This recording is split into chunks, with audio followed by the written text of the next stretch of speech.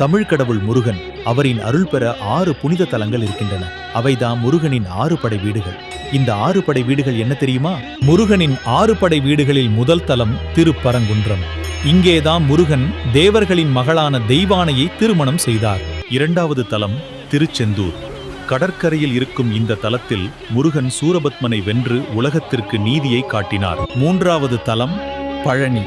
பழம் நீ என்ற உண்மையை உணர்த்தி தண்டாயுதபாணியாக முருகன் இங்கே நிற்கிறார். 4வது தலம் சுவாமிமலை. இங்கே முருகன் பிரணவ மந்திரத்தின் அர்த்தத்தை சிவபெருமானுக்கே உபதேசம் செய்தார். 5வது தலம் திருத்தணி. சூரபத்மனை வென்ற பின் அமைதியாக அருள்பாலிக்கும் முருகன் இங்கே வாழ்கிறார். 6வது தலம் பழமுதிர்ச்சோலை. வள்ளியும் தெய்வானையும் உடன் பசுமையான மலையில் முருகன் அருள் தருகிறார்.